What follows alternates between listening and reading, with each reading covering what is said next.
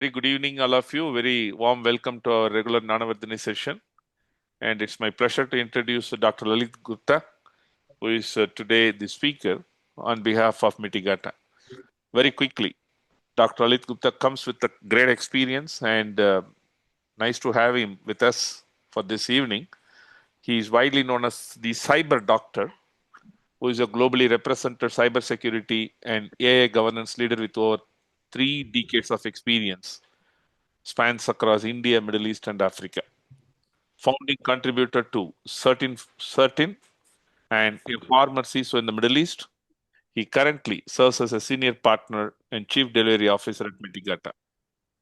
If you remember, I think a year back we had a kind of a discussion in the same forum of ours by Mitigata. And where Mitigata, as you know, a leading large-scale cybersecurity, OT security, AI governance, and regulatory information programs across BFSI, energy, fintech, and government sectors. He is the president of Cybersecurity Council of India and has advised to boards, regulators, and national infrastructure entities on frameworks including 27001 of ISO, 42001 of ISO, ISA IEC 62443, GDPR, our DPDPA Act, RBI, SEBI, and INSEE regulations. An award winning thought leader and recipient of an honorary doctorate in cybersecurity, the Pillars of India Award, and the Bharat Gaurav Samman. Dr. Gupta is recognized for translating complex regulatory and AI risk challenges into practical, board level governance strategies which build resilient, future ready digital ecosystems. Let's listen to him, and I'm sure that it'll be a great session by him. Thank you very much, all of you. And Dr. Lalit Gupta, floor is yours. Thank We'll you, go on. Ramesh sir. Please go ahead. Thank you. Good evening, everybody. Namaskar. Okay. Uh, Before we begin, let me ask a simple question. All of you, you don't need to answer because it's on mono dialogue today. What if there is a regulatory notice tomorrow in your organization? Who would panic first? Legal, IT, marketing, or the CEO? Because under DPDP, the real test of maturity is not whether you have a policy, it's whether you know in real time what your systems are doing with the personal data of Indian citizens. Now imagine this. You're in your office, an email arrives from the Data Protection Board. It does not ask for your privacy policy. It asks, shows the consent trail for this individual, Lalit Gupta. Show us the breach detection timelines. Show us where this data traveled. That moment, it separates documentation from discipline. And that is the shift we are discussing today. The Digital Personal Data Protection Act is not just another compliance law. It is not another PDF to upload on a website. It represents a fundamental change in how trust is engineered inside the organization. For years, privacy lived in legal departments. It was a document, a disclaimer, a checkbox. Now, it lives in your product design. It's in your backend systems. It's in your logs, in your vendor contracts, in your boardroom conversations. DPDP is not about consent banners. It is about accountability. It is about evidence. It is about being able to prove at any moment that your organization respects the individual privacy and data. And today, I'm not going to read the act to you. Instead, I'm going to help you translate that legal text into operational clarity. By the end of this session, you will see DPDP Act not as a burden, but as a blueprint for structured trust. And trust is something which keeps the organizations going. Let's begin the journey.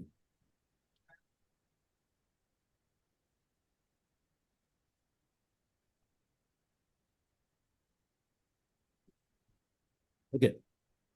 I'll go off camera because it's distracting me a lot, seeing myself. Yeah. So let me tell you a story. There was this mid-sized SaaS company. They approached us sometime 2 weeks back. Very confident leadership team, strong product, international clients, and the CEO said almost proudly, we are already following GDPR. DPDP Act won't change much for us. For once it sounds reasonable. They had a privacy policy, they had cookie banners, they had data processing agreements, even a DPO designation was there. On paper, they looked compliant. Then we did a deeper review for them. And here is what we found. Consent logs, none. Incomplete. Some timestamps missing, some versions were overwritten. Marketing database, if you talk about, old leads reactivated without renewed consent. HR department, you go and talk. Resumes from candidates who applied 7 years ago, still stored. No retention logic. And when we ask a simple question, if tomorrow a regulator asks you for the evidence of consent for this particular individual, can you produce it within 24 hours? There was utter silence. They had policies. They did not have the proof. And that is why this law matters. DPDP Act converts your good intention into a measurable obligation. Earlier, privacy was something you declared. Now, privacy is something you demonstrate. Earlier, it lived in compliance binders. Now it lives in your CRM system, your email marketing workflow, your HR onboarding portal, your analytics dashboards, your AI training data sets. It affects how your sales team imports the leads. It affects how HR retains the employee data. It affects how product systems deploy tracking scripts. It affects how AI models are trained. This is not just a privacy law, it is a business operations law. It quietly reshapes how data flows across your organization. And most importantly, it shifts the privacy from legal statement to boardroom accountability. Because when penalties scale to hundreds of crores, privacy is no longer a compliance issue. It becomes a governance issue. DPDP Act is a business law disguised as a privacy law. And organizations that understand this early will adapt smoothly. Those that don't will experience expensive surprises. They're surprises, not penalties. When I talk to a lot of leaders in the market, and especially after 13th November 2025, we had been discussing with top shot leaders in India. Everybody says the same thing. We have time till 2027. The act says that. Let me tell you what usually happens. Year one, ignored. Year two, discussed. Year three, panic starts. And panic compliance is an expensive compliance. In one organization, I advise they waited to begin data mapping. What they thought would take 2 months took 4 months. Why? Because nobody knew where the personal data actually flowed. Compliance requires logs, mapping, process design, and those cannot be built overnight. You need a process, you need time to fetch all these details. So let me bust some myths today. This is the most dangerous assumption, I hear in boardrooms and leadership discussions. Again, same example, we already comply with GDPR. DPDPA is just a GDPR light. No, sorry. DPDP is not a lighter version of GDPR. It is a structurally different philosophy. Under GDPR, organizations often rely on multiple lawful bases. One of the most commonly used, legitimate interest, which essentially allows company to say we believe we have a reasonable business justification under DPDP Act, consent becomes central, not supportive, not optional. It is central. And that single shift changes the system architecture. Let me make this practical for you. Imagine a fintech app, any of the apps you guys are using on daily basis. Under older models, marketing emails were auto-enabled. Users had to opt out. System logic assumed consent by default. Under DPDPA thinking, you must explicitly capture the consent beforehand, clearly specify the purpose, store the consent with a timestamp, maintain version history of the notice shown, allow frictionless withdrawal. For withdrawal, they say it should be as easy as the information collection and stop processing immediately upon withdrawal. That is not a cosmetic change. That is a backend redesign. Your CRM must link every marketing communication to a verifiable consent record. Your system must know which version of the notice was displayed at what time, for what purpose, to which individual. This is evidence-driven architecture. Consent is no longer decorative term. It is no longer a banner at the bottom of your screen. It is foundational. It shapes your user experience. It shapes your database schema. It shapes your logging strategy. It shapes your vendor integrations. And here is the real question. If tomorrow someone asks you, show me the exact consent record for this particular user tied to this marketing email, can you produce it confidently? If not, then GDPR familiarity will not save you. DPDPA requires precision, and precision demands a redesign. So, guys, let us understand that and be ready for that redesign of the system architecture. Now, let us talk about what personal data we are talking about. I was working with this client who said to me very confidently, we only store email IDs, nothing sensitive. It sounded harmless, just email addresses, right? No medical data, no financial records, no Aadhaar numbers, just emails. So, again, as being an advisor, we went deeper, we dug deeper, and here is what we discovered. Those email IDs were quietly linked with login timestamps, device IDs, IP addresses, purchase behavior, location metadata, browsing patterns, response to marketing campaigns. Individual emails, harmless. Collectively, all this data becomes extremely powerful and vulnerable because when you combine these elements, you don't just know who the person is, you know when they wake up, what they buy, where they travel, what they are interested in, when they are most likely to click, even when they might be financially vulnerable. This is not just data, this is behavioral insight, and DPDP Act recognizes that risk. Notice something very important in the Act. There is no separate sensitive personal data category like older drafts because the law understands something modern systems make obvious. Sensitivity is contextual.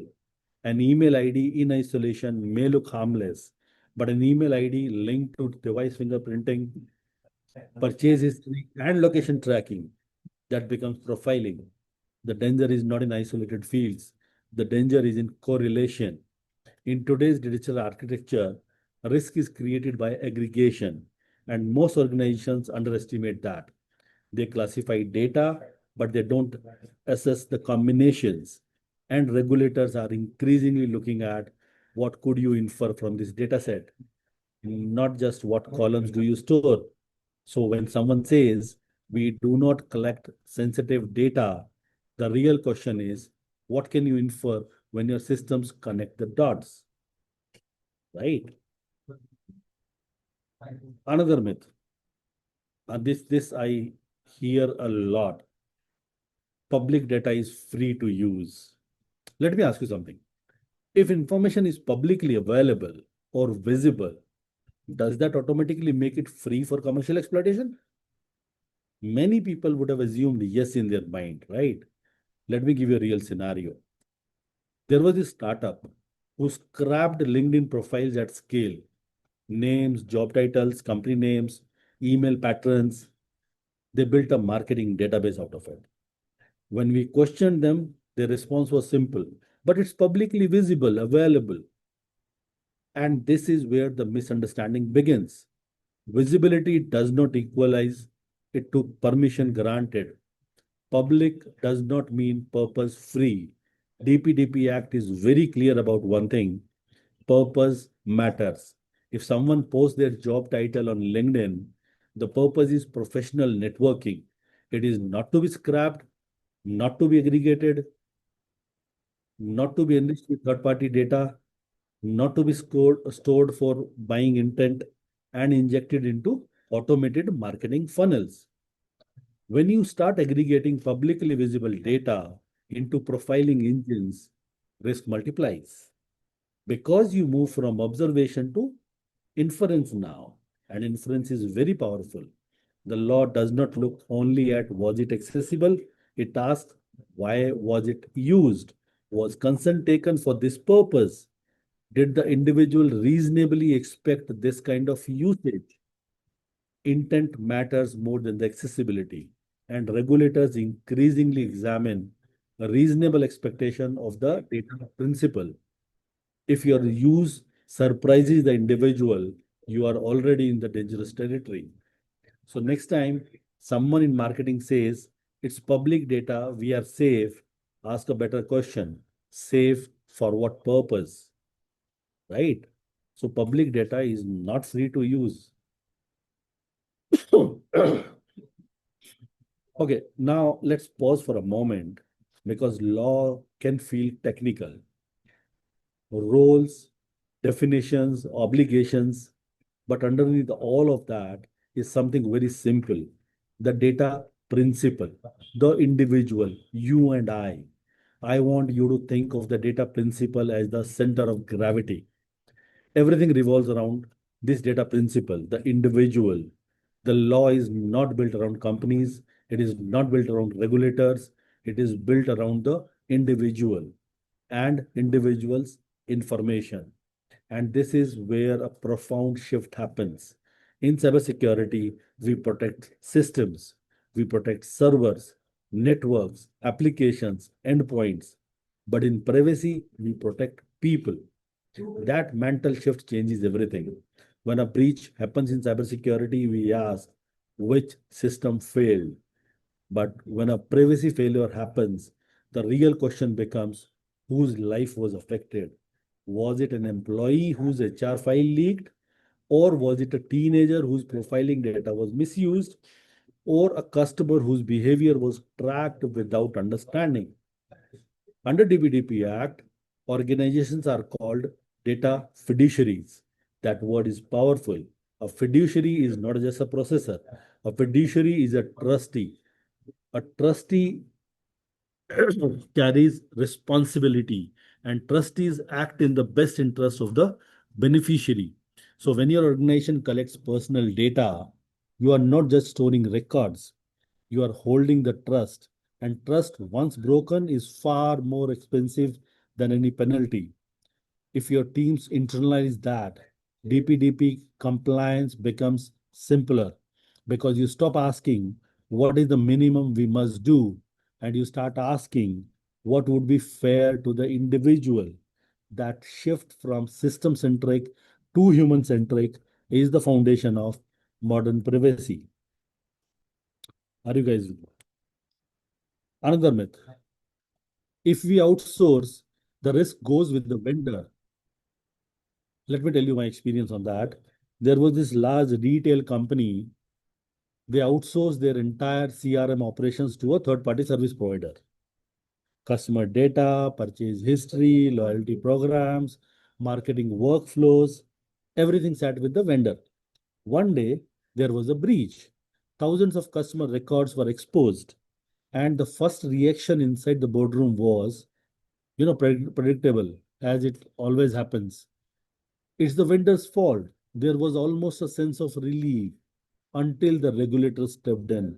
And the response from the regulator was simple: you chose the vendor? That sentence changes the room. Under DPDP Act, accountability remains with the data fiduciary, the enterprise, the business who is collecting that data. You cannot outsource responsibility. You can outsource processing. You can outsource infra. You can outsource operations, but you cannot outsource the accountability. And here is where many organizations misunderstood compliance. They believe we have a strong contract. We are protected. Contracts reduces confusion. They define roles, they define obligations, they define liabilities, but contracts do not reduce the responsibility. If your vendor fails, the regulator will ask, did you perform the due diligence? Did you assess their controls? Did you audit them? Did you monitor them? Did you log their access? Did you restrict their permissions? Vendor risk is not transferred risk, guys. It is amplified exposure, because now your data is in environments you do not directly control. Under DPDP Act thinking, vendor management becomes an active discipline, not a procurement checklist. And here is a question to reflect on. If your most critical vendor suffers a breach tomorrow, can you confidently demonstrate the oversight? If not, outsourcing may be increasing your risk, not reducing it. How many of you thought it like that? Let me share a very common mistake which everybody makes.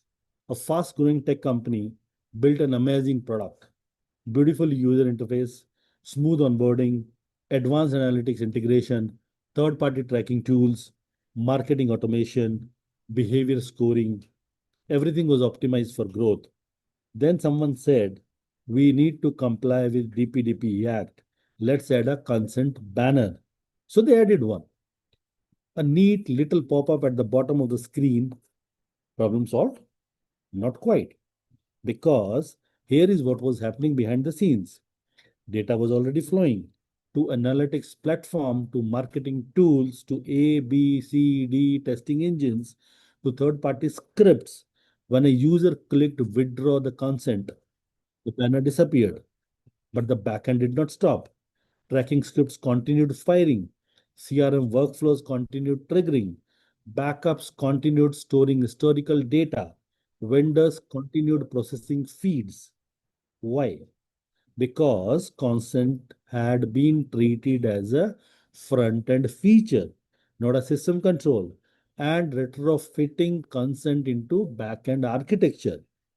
It cost them months, months of code rewrites, script audits, vendor renegotiations, data mapping exercises, log reconstruction. So, guys, here is the truth. Consent is not a checkbox. It is not a banner. It is not a pop-up. Consent is a design decision. It must shape the database structure, event logging, API calls, third-party integration, retention logic, revocation workflows. So when consent is granted, systems should activate. When consent is withdrawn, systems should deactivate automatically. If your architecture cannot respond dynamically to consent changes, you are not compliant. You are just cosmetic. Consent must be built into architecture, not pasted onto interface. And the earlier you build it in, the cheaper it is. The later you fix it, the more painful, the more costlier it will become.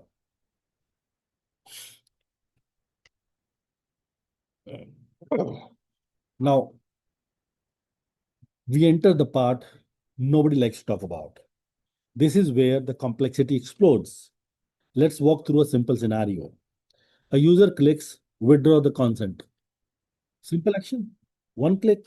Now pause. What actually happens inside your organization? Does the CRM automatically suppresses that profile? Does your marketing automation stop scheduled campaigns? Does your analytics engine stop tracking future behavior? Do historical data sets get flagged? Do backups purge that individual's data? Do vendors stop receiving sync feeds? Does your AI model exclude the data in future training? Most companies cannot answer these questions, and that is the hidden consent risk. Because starting processing is easy. You add a script, you integrate an API, you launch a campaign. Stopping processing, that is much harder. Stopping requires traceability, dependency awareness, system level integration, real time synchronization, retention logic, vendor coordination. Most architectures are built for growth, not reversibility. Consent withdrawals test your reversibility, and here is the uncomfortable truth. If you cannot technically stop processing, then your consent mechanism is symbolic only. DPDP Act expects operational response, most user interface compliant, not user interface compliance. So the real maturity question is, if 10,000 users withdraw consent tomorrow, can my system adapt automatically? Or would I be scrambling manually? That gap between user interface promise and backend reality is the hidden consent risk enterprises has to take care of.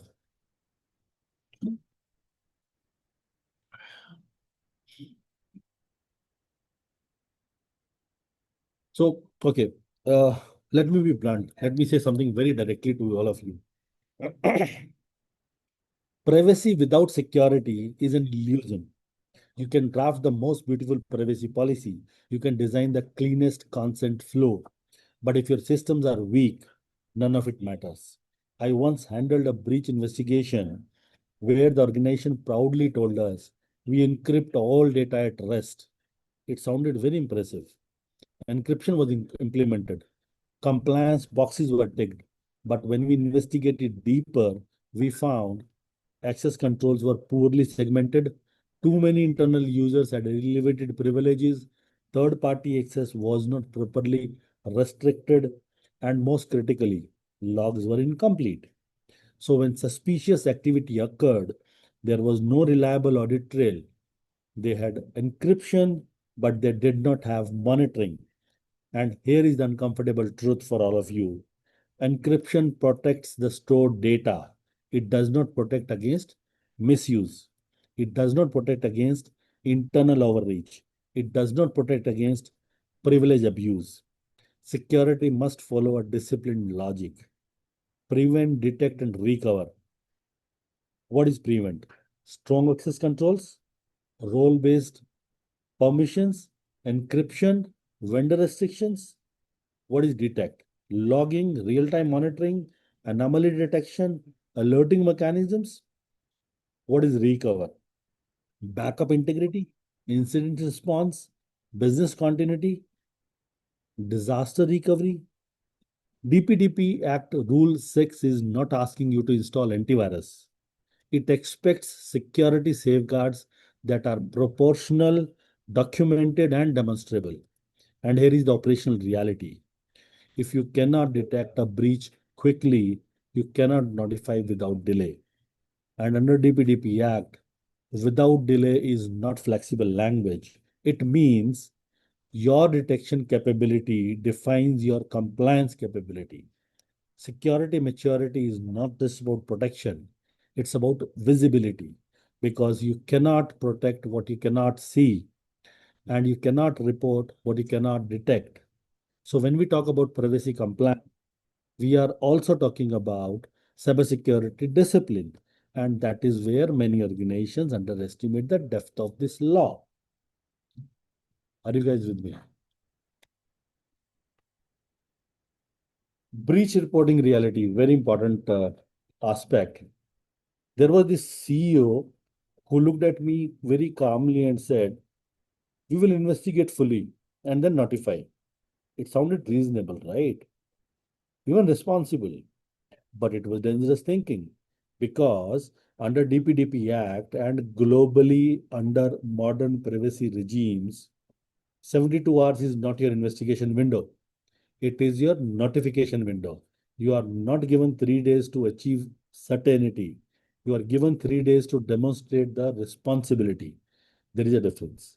Organizations often hesitate because they fear reputational damage. They think, let's understand everything first, let's fix it quietly, let's avoid the panic. But regulators see the delay differently.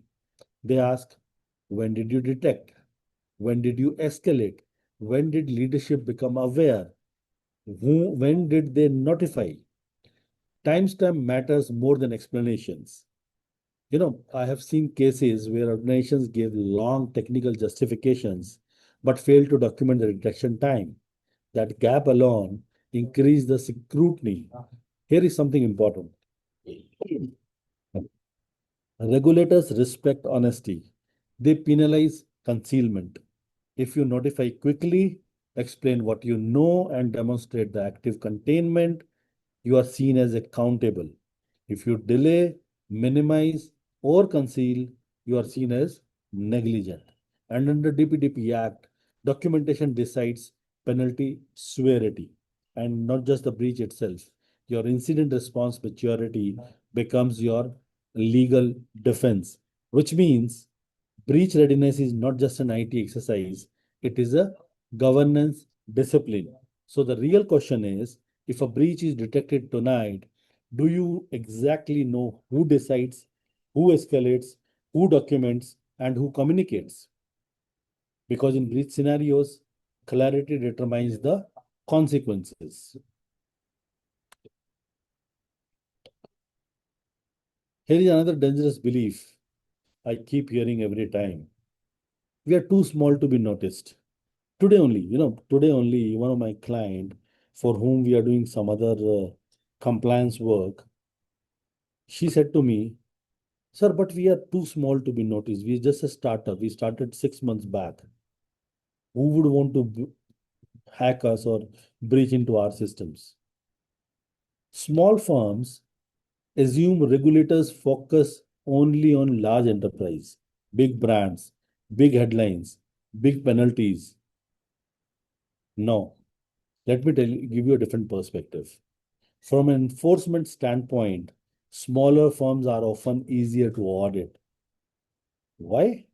Because smaller firms typically have weaker logging infrastructure, lack structured documentation, do not run breach simulations, rely heavily on outsourced vendors, operate with informal processes. When a regulator asks, show me the consent logs, show me breach response timelines, show me vendor oversight documentation, large enterprises at least have teams attempting to produce it. Smaller firms often struggle to produce anything structured, and that makes enforcement simpler. Let's also clarify something very important. Penalties scale with impact, not brand size. If a small edtech startup mishandles data of thousands of minors, the impact is significant, regardless of company valuation. If a small fintech leaks financial behavior data, the impact is serious, regardless of employee count. DPDP Act does not say only large companies must comply. It says if you process personal data, you are accountable. And in many cases, smaller firms feel compliance pressure later when investors demand due diligence, when clients demand audits, when partnerships require certifications. So, the real question for SMEs, small and medium business houses, is not will we be noticed? It is if we are noticed, are we ready? Compliance maturity is not about size. It is about discipline. Now, let me talk about something extremely sensitive, and only DPDP Act is talking about this. Children data. Imagine you run a tech platform or a gaming platform or a learning app or even a fintech tool used by teenagers. Under DPDP Act, anyone under 18 falls into a higher protection category. That changes everything because now it is not just about capturing consent.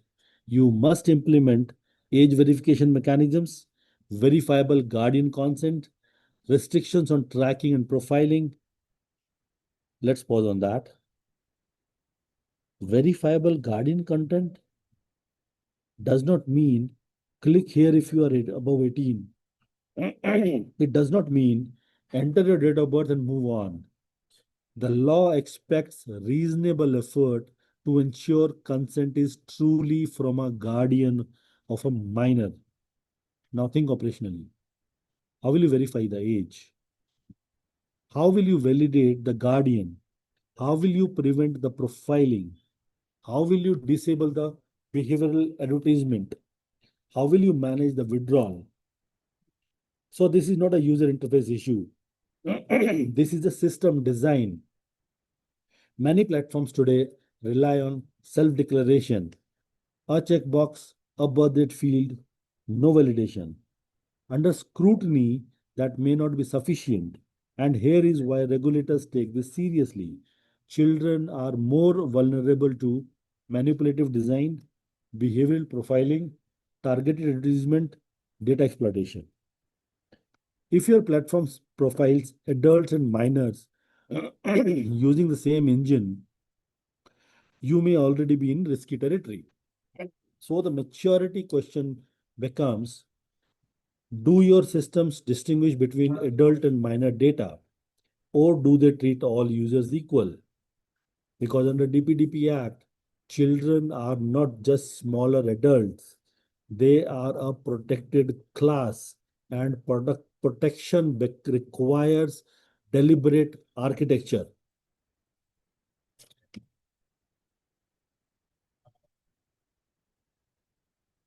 Now let's move to cross-border data transfers. Even that is a big confusion with everybody.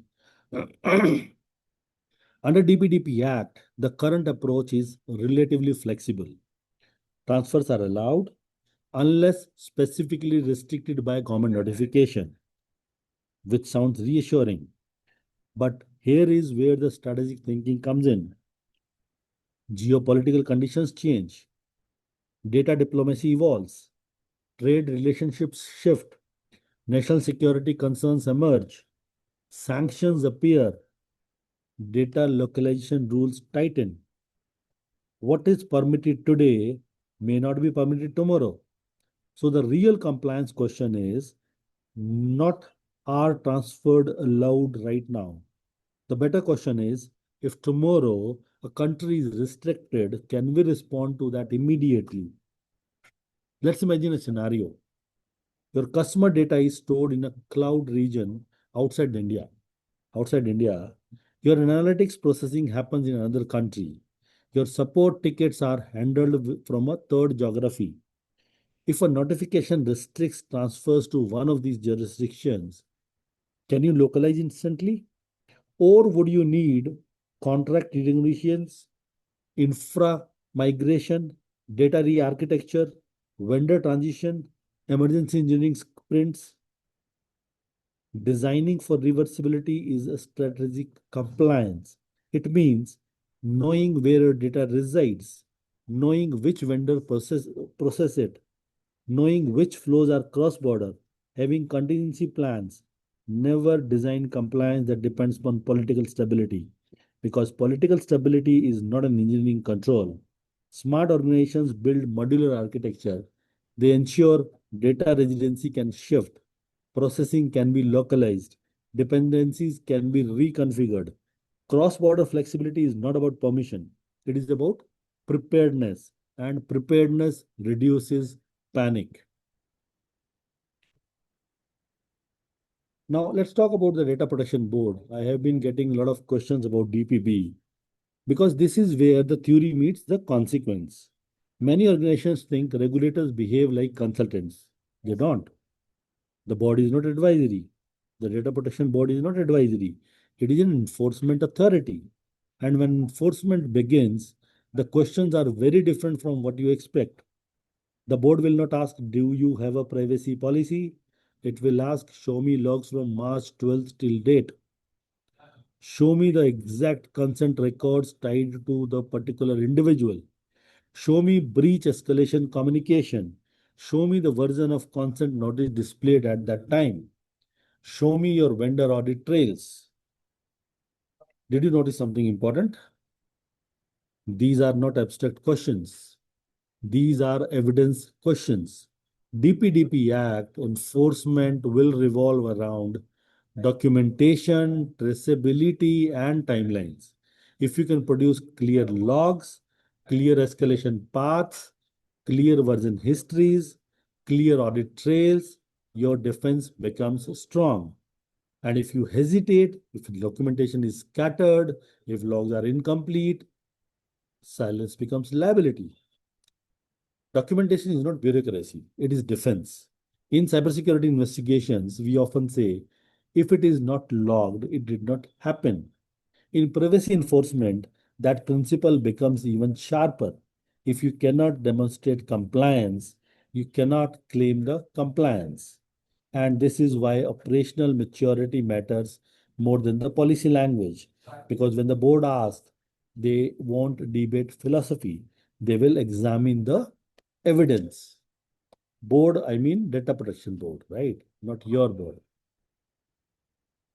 Another myth, I want to return to something we discussed earlier. We have time till 2027. Technically, yes, and not for all of them.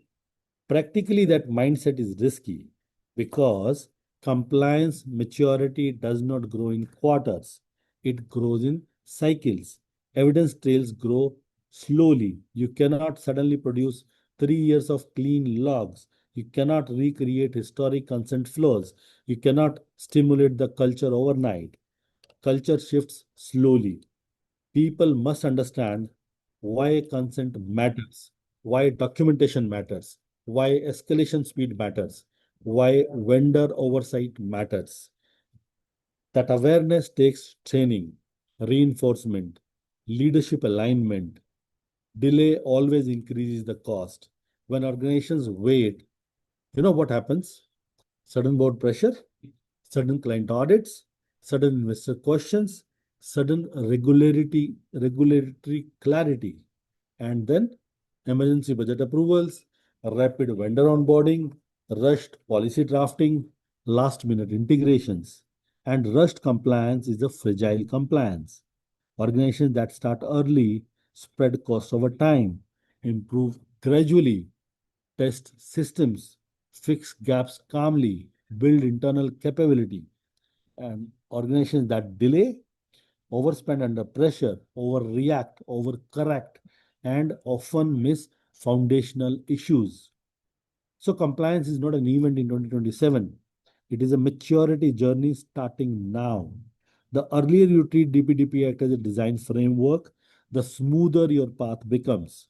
The later you treat it as a deadline, the more expensive your learning curve.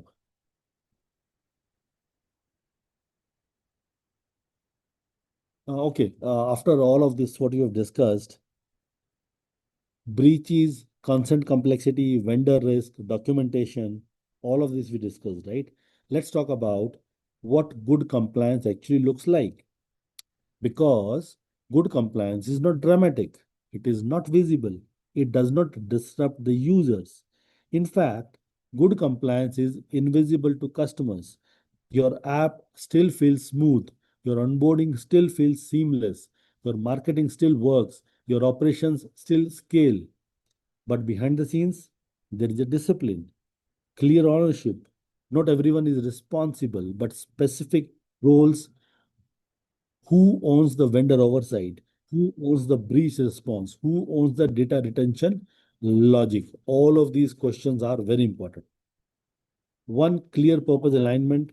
Every data field collected has a reason. Every processing activity has a documented purpose. No unnecessary data, no lazy collection, no just in case storage. And here is one of the most powerful indicators of maturity. At least one breach drill conducted annually. Let me ask you honestly. Has your organization ever stimulated a privacy breach? Not a cybersecurity penetration test, a privacy breach simulation,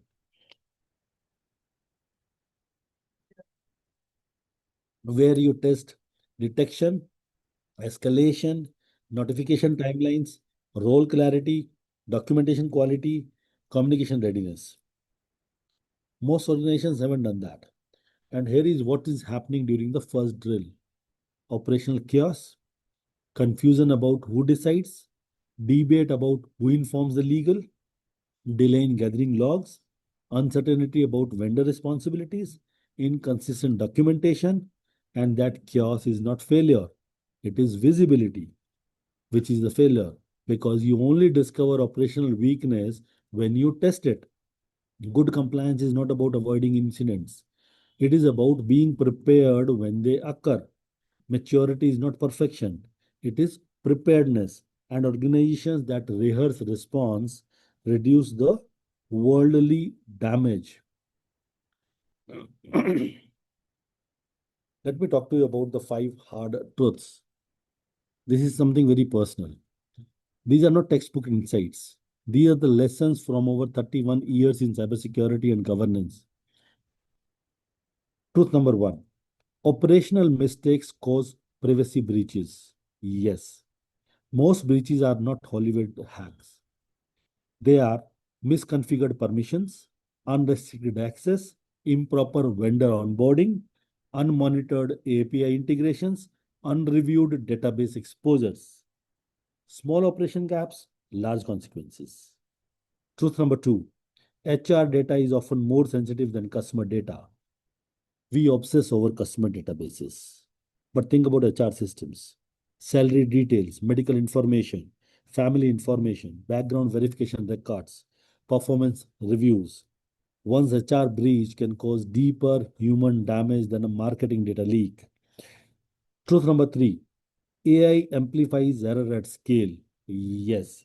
If your data governance is weak, AI will not fix it. It will accelerate it. If biased data enters the system, AI will multiply that bias. If improperly consented data enters the training models, AI will operationalize that violation across thousands of decisions. AI does not create governance, it magnifies whatever governance already exists. Truth number four: regulators value response quality more than the perfection. No organization is breach proof, but regulators look at how quickly did you respond? How transparently did you communicate? How clearly did you document? How seriously did leadership engage? Mature responses reduces penalty severity. Immature concealment increases it. Last but not the least, culture determines the sustainability. You can implement tools, you can draft policies, you can deploy the dashboards. But if your culture rewards speed over responsibility, growth over governance, shortcuts over structure, privacy will fail quietly. Privacy is not a checklist, it is not a one time project, it is discipline, and discipline is sustained behavior. Now, after everything what we have discussed, risks, myth, complexity, enforcement, let's simplify it. Because compliance becomes overwhelming when we try to fix everything at once. If you do only four things this year, just four, you will move ahead of most organizations in the market. First is map the personal data, data flow mapping, not theoretically, actually map it. Where does it enter? Where does it flow? Where does it sit? Who touches it? Which vendors receive it? Which systems replicate it? Because you cannot protect what you cannot see. Second, fix the consent flows, not just banners, backend logics. Ensure consent is captured properly, stored with timestamps, linked to the purpose, and withdrawal actually stops processing. Third, run one breach drill at least annually, just one. Simulate the detection, escalation, board communication, and regulator notification timeline. The first drill will reveal more truth than six policy reviews. And fourth, train your decision makers, not just IT, not just legal. Train the business heads, marketing leaders, HR heads, product owners. because privacy decisions are often made in meetings, not in code. And remember this clearly. DPDP is not about avoiding penalty. If your motivation is fear, your compliance is always be reactive. DPDP Act is about engineering the trust. Trust with customers, trust with employees, trust with regulators, and trust with your investors. And here is the powerful shift. When you start thinking about privacy as an engineered trust, you stop asking, what is the minimum required? And you just start asking, what gives us clarity, control, and confidence? That is the solution mindset. Compliance maturity is not built through panic, it is built through visibility, through traceability, through control, through systems that work, not just documents that exist. And that brings me to the next question. What does practical implementation actually look like? How do you build visibility? How do you create a real time control? How do you turn consent into a traceable architecture? Let me show you what that looks like in action.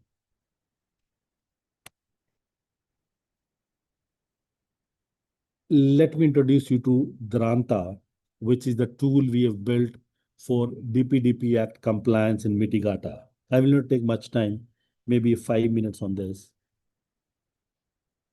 We worked with a multi-site retail branding running 12 websites. Each had different consent banners, different logs, different scripts. When they needed audit proof, it took 3 weeks to consolidate the data. With centralized consent visibility, it now takes only 3 minutes. That is operational clarity.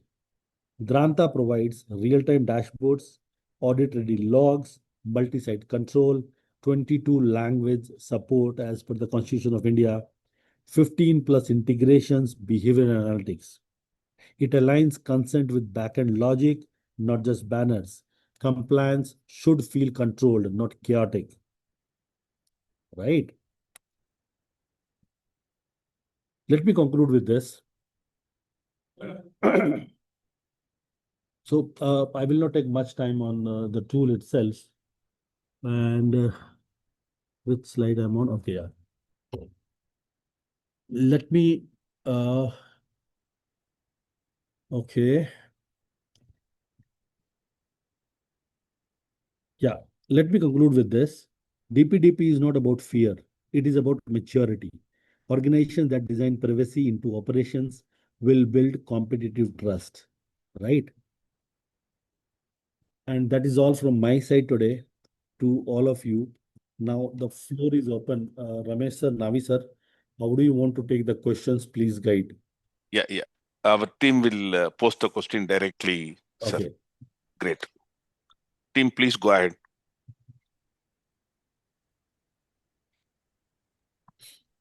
From my side, excellent session, Doctor. Really uh, very impressive and insightful. Thank you very much. Really appreciate. Thank you. Anybody?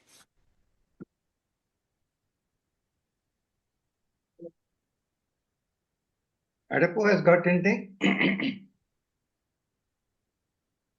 No, sir. Okay. What about Kodanram?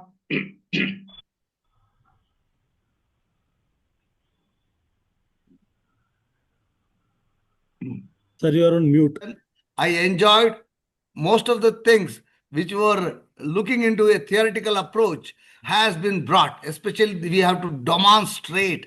The word demonstrate talks more of it. What DPDP Act wants is the treatment of every personal data, whether it is managed properly or not, has to be exhibited to the satisfaction of the auditors, satisfaction of the DPP Data authorities. protection board. And Yes. for that, especially the processors and vendors we hire have to be wonderful talk, sir. Lalit Gupta ji, hats off to you. We enjoyed your talk. I learned a huge amount of learning here because exhibiting it and that too, the top of the people, what within what time they cured it also plays a role. The importance they give. And I think penal measures will depend on that kind of reactive aspects, that caring for the trust of the people. Wonderfully explained. I was very much thrilled. In fact, I request you to send that PPT so that I will learn and Yes. make an article Yeah, about that Lalit Gupta's approach. right, sir. That was my question to all of you. If we can share the PPT with all of the participants, that will be great. I'll share it with Navi sir and Ram sir or Ramesh sir, all of you. Yeah, please send it to all the participants. We will I take will care. do that. We'll Yeah, do it. Yeah. right, sir. 1 minute. Ashok, sir, please go ahead. Doctor, it was, I think, one of the most simple and insightful, practically insightful sessions that I've ever attended. Thank you. And I think nobody made DPDPA look simpler with practical examples like you did today. So I think a lot of your experience comes to the forefront. I'm living DPDP on daily basis. Right. So I had a couple of things, but I know these are early days and we are all trying to solve the puzzle, specifically related to this nomination thing, which is not there in any of the laws across the globe. So just wanted to understand your insights on how this has to be addressed by companies. You're talking about notifications? Nominations. Nomination is one thing which is mentioned in the Data Protection Act of India. Correct. So see, Act defines every enterprise which is collecting data as data fiduciary. Now, in that, they have defined a specific category called significant data fiduciary. And for every SDF, they need to have a nominated data protection officer, be it virtual, be it a full-time executive, be it a shared resource, but there has to be a role defined as DPO, because the data protection board tomorrow, if they come and talk to the enterprise, they will not go and talk to the CEO, they will not go and talk to the CTO, they will go and talk to the data protection officer. And data protection officer. I think, I'm sorry, I think my question was not, it did not come to you properly. The question was nomination of data principal nominating his nomination to somebody for his data to be taken care of, not the nomination of DPO, which we understand. Okay, so you're talking about the minor's data when a guardian is Not that, but itself, it is our nomination in the banking system. We can nominate the person of our life as a nominee for our data also. That is a new law says. So Ashok is the mean to ask the clarity on the nomination procedure in the DPDPA Act as it is in the banking sector. So, Dr. Gupta, it is referring to the rights that we have under which there is a right to nominate. I guess that's what Ashok is referring to. Yeah. Thanks, Nidhi, for clarifying. Thank you. I need to get back to you on that because that section I think I missed somewhere. Okay, so you're talking about the nominating the other individual who can exercise the data protection rights in the event of if somebody is incapacitated or diseased. Okay. Yes, even I am also interested in this because this is one of the rights which is generally not available in the other data protection laws. Correct. And we would like to understand as how do we implement and see, implementation I can talk about. Okay. A data fiduciary must provide mechanism for nomination. First thing, because the practical aspects I know about that. It must allow the modification or cancellation of nomination. It must honor the requests made by the nominee after verifying the identity. So all of these things data fiduciary must do. Now, for that, to do that, organizations must build the nomination workflows. They maintain the audit trail. They provide verification controls. They update the privacy notices to mention the nomination rights. including nominee management in consent lifecycle management. So Yeah. all that practical aspects needs to be there. So if that is what you're asking, Mr. Ashok, Yeah, absolutely. sometimes my tube light get opens late. Okay. Hello, sir. Thank you very much for the presentation. I really have learned a lot. Myself, Irfan, it would be a privilege to know from you about the AI decisions, in particular involving personal data and in general all sort of data that AI is handling and making decisions. So how the organizations are basically dealing with the regulators, oversight or audits, and how they are actually, I'm not sure what would be the term, how they can recreate the occurrences of all the events, if in case the auditors or the regulators demanding them. I mean, what are the tools available at our disposal to basically satisfy those questions from the regulators or auditors? Are you talking about AI incidents? AI is taking decisions, sir, today Huh. that involving personal data or in general all other data. And DPDPA is talking about AI. I hope my clear No, no, okay. question is. I'm clear with your question now. See, AI is another tool, right? DPDP Act clearly says the data fiduciary, the enterprise which is collecting personal data. I am processing that personal data through a tool, a technology tool, AI-based manual, through a third party, whatever I'm my accountability as data fiduciary does not go away.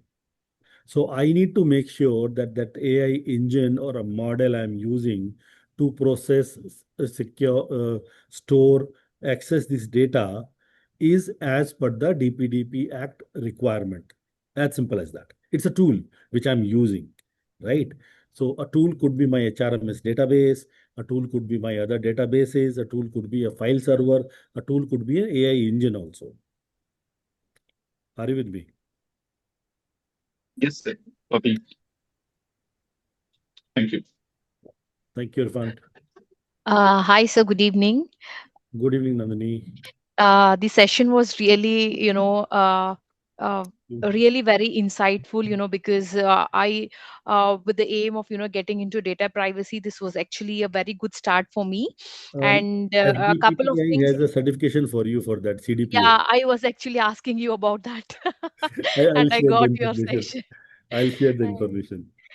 a couple of things that was interesting here was is about all the myths. Until attending this session, all the myths were facts to me, and it all got cleared that all they was myths. Another interesting was about the privacy drill that you were speaking about. How impactful it is. I understand that it is not required by the law, but doing that will That's a actually be, practicability. yeah, Yeah. yeah. Everything Uh, cannot be written in the law. okay.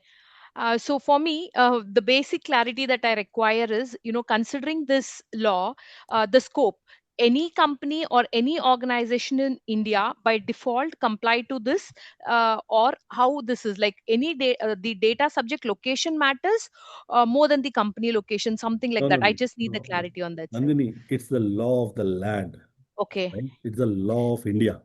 okay, Any enterprise, any business that okay, is registered in geographical boundary of India must comply with this law. okay, okay, Let them be collecting only my name and mobile number and maybe an okay, address. okay, Smallest possible information, right? okay. Zomato, Swiggy, Zepto, Yeah. all of them. Mm. These three I am naming because I use all three of them. They have the least possible information about me as an individual, as a Okay, citizen of India. Even it applies to them. okay. You remember those days, like around 10 years back, when we used to recharge our mobile phones? We used to go to shops, and the shop guy would take my number, write it in a register, Yeah, physical register, and yeah. then say, okay, 100 rupee recharge done for this guy. Mm. Those practices cannot happen now. If it is Okay. happening, even that small mobile shop recharge shop owner has to safeguard that register. that Okay. data, right? Okay. DPDP Act even applies to, we have all these CCTV recordings happening in all Yeah. offices everywhere, right? Even that recording comes under the purview of DPDP Act. Okay. You are recording Indian citizens' movement, my Mm. face, my Yeah. body structure, my movement, safeguard the data. So, having said that, it's the law of the land. It Okay. applies to anybody and everybody who collect, store, process, access Indian citizens' data. As simple Okay. as that. Okay, sir. Thank you so much. And I'll share the information about CDPO with you. Yeah, sure, sir. Thank you. Waiting for that. Yeah. Hi, this is Nidhi. I'm Yeah. just spoken as well, but once again, I wanted to mention it's a very insightful session, like everybody is saying. Good Thank you. learning, absolutely good learning. Some of the practices that you have mentioned is, uh, I mean, really good to follow. My quick question that you were just explaining to Nandini from the example, um, that the mobile shop owner is collecting the data and noting out in the register. It The used to law happen is 10 years back at least. Now correct, it is not correct. happening. We are Absolutely recharging them from Paytm and it GPays.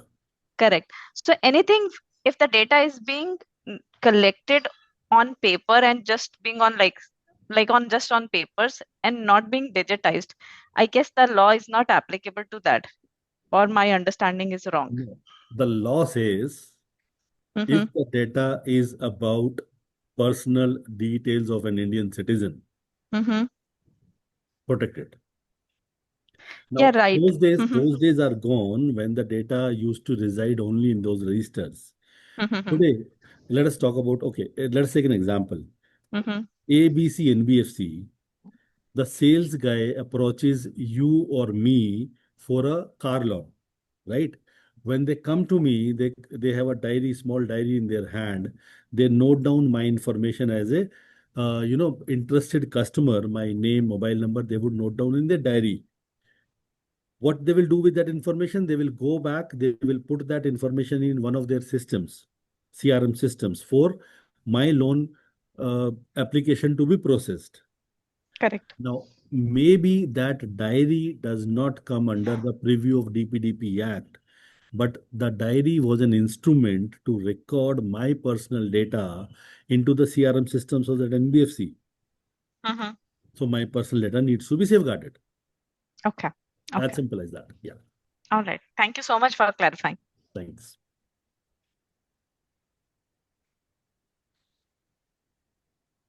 Do we have any more hand raises? Can we check? I think Nandini, just now asked Nandini only or somebody else? No, Nandini just asked a Yeah, question. yeah. I'm sorry, I Yes. lower my hand. Okay, thank you.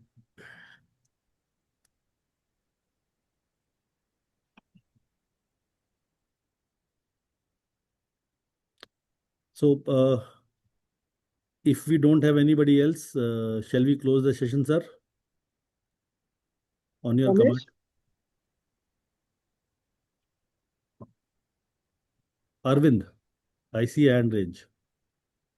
Yeah, thanks, Doctor, for this session. I have a question. I put it in the chat also regarding the consent manager, whether it has to be outside the organization because small and medium enterprises may not have the necessary portal or platform if they have to do it internally, right? Okay. So, what is your No. thoughts on that? See, DPDP Act does not say keep it internal or external, right? DPDP Act says you must have a mechanism of consent withdrawal. So you have a system in-house or you hire a service provider, do whatever. But there has to be a system mechanism available for consent withdrawal, as simple as the consent collection mechanism was. It cannot be difficult than that. I'll give you a typical example. I use Airtel, Vodafone, and a Geo connection, three of them. Tomorrow, if I want to surrender one of my connection, for example, let's say Airtel or Geo or Vodafone or any other, all of them are same. They will ask you 100 questions and they will take 3, 4, 5 days and multiple calls to you from different hierarchy level and trying to convince, no, please don't surrender the SIM, please keep on using, transfer it to somebody else, do this, do that. The withdrawal becomes very difficult in that case. That must not happen with the personal data consent withdrawal. It should be as simple as when you collected it on a click, withdrawal should be also on a click. Now, that is your internal system, that is your outsourced system, that is a third party system. That doesn't matter. Law does not dictate that. Thank you. With me, Arvind. Yeah. Samsung. Oh, that must be a mobile name. Yeah, please tell us your name and your question. Sir, this is Lakshmi here from Chennai. Okay. I'm very grateful that we had an opportunity to hear your talk. This was very much informative, and as a GRC professional, it helps us a lot to implement and start digging out how do we start with the initial steps. Like the consent that you spoke, all that were very helpful, sir. Thank you. And we are expecting more sessions in the upcoming so that we could start implementing. Keep following LinkedIn. Keep following me Sure, in sure. LinkedIn. You'll keep getting information. Right? Sure, definitely. Thank you so much. Any question you have in mind? No. Okay. Your PPT was very clear, and the way you explained was just fascinating. Thank you. Thank you so much. Thank you so much for us for giving the opportunity to listen your talk. Thank you, Lakshmi.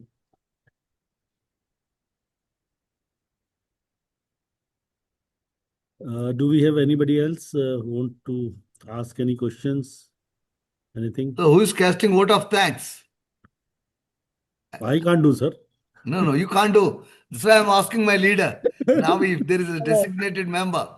No, if Ramesh is... Ramesh is there? No, sir, I'll do that. Please. Okay, please do that. Please. Yeah. Good evening, everyone. On behalf of DPDPA, I thank you, Dr. Lalit, for a wonderful session on the uncovering the layers of the DPDPA complexities. And for me, as I'm listening to your deliberations, it is not like a talk, it is like a poetic recitation. So every word you uttered looks like a poetic narration. Thank you very much on behalf of the DPDPA once again. I also thank all the members who participated and derived the benefit. Continue to join the Gyanavardhini to increase our knowledge about the privacy and FDPPA efforts to drive the privacy movement in India. Thank you very much, everyone. Good night. Thank you, FDPPI. Thank you, Gupta ji. It was wonderful evening we had. Thank you, Navi sir.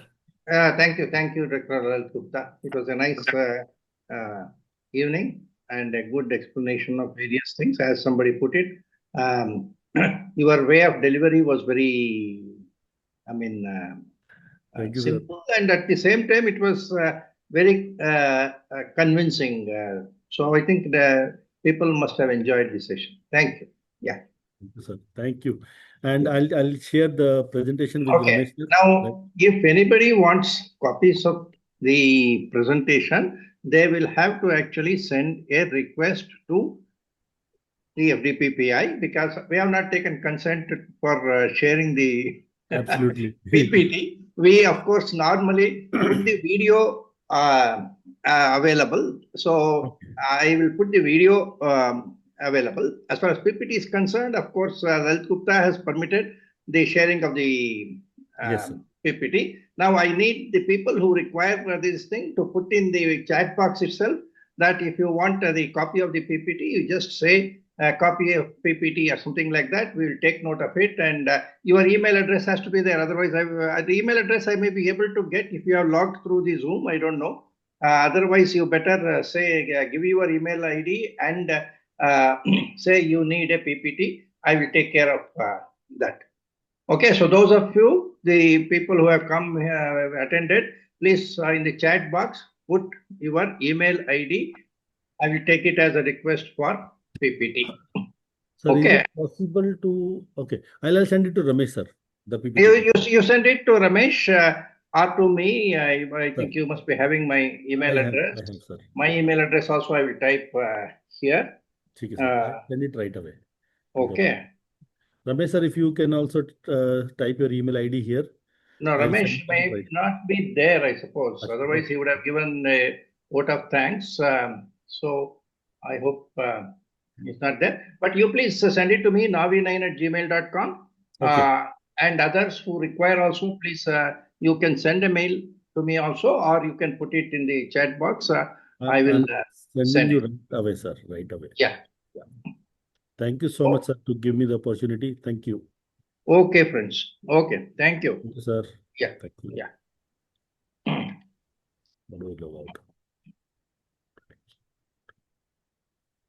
I will keep the chat box open for a few more minutes so that people can type their email.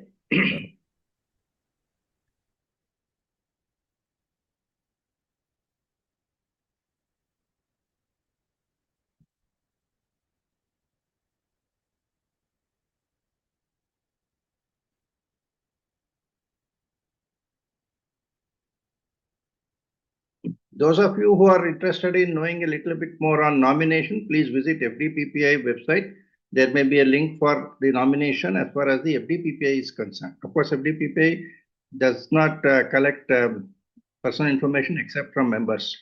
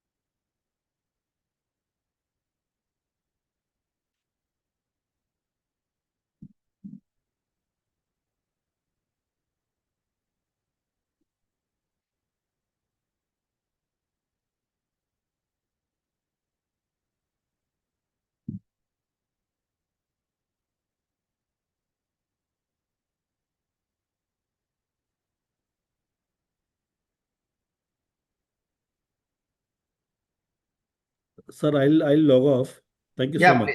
Please. Okay. I'm just giving time to people to type. I send the PPT to you and Ramesh sir both. Yeah. Okay. Thank you. Bye-bye. Thank you. Good evening, Navi sir. Yeah, Nandini, tell me.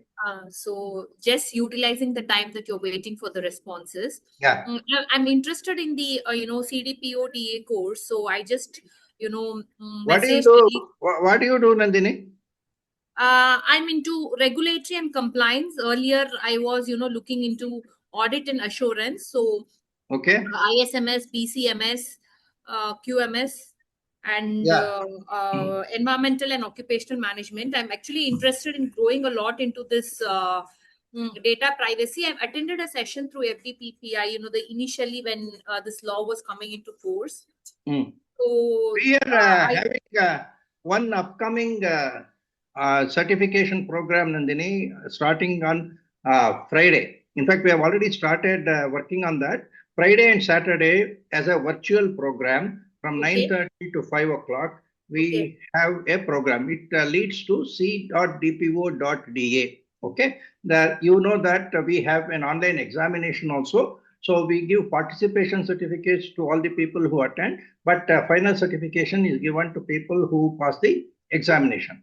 And though the interactive sessions are for 2 days, we have material for another 12 plus hours, or which has already been at some extent been distributed. So totally it will be 2 full days of interactive session plus another 2 days equivalent of recorded videos.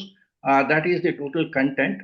We will try to use the 2 days time for most of the discussions and other things. Okay, so if you are interested, please look at the FDPPI website. There is a link called CDPODA new that is in the menu box itself, and you can register quickly. Tomorrow and day after, I will be in another training, so I will be finding it difficult to have many correspondence.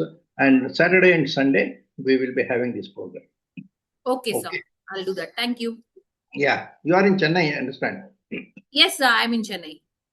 Okay, you have your own company or you are an individual? No, I'm actually working for a fintech organization. So I got the reference to Govind sir, and through Lalit sir as well. So I was. Yeah. Okay. Thank you, sir. Thank you.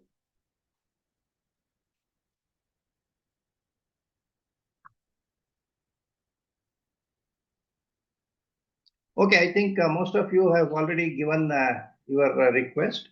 I will take note of it, and then I think it is time for us to close the session. Okay.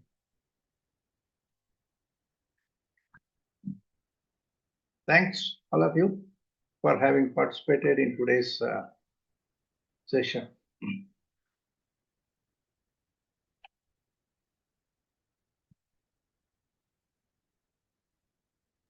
Navi sir, I have collected few of the emails, so I will send it to you. Yeah, Somshik.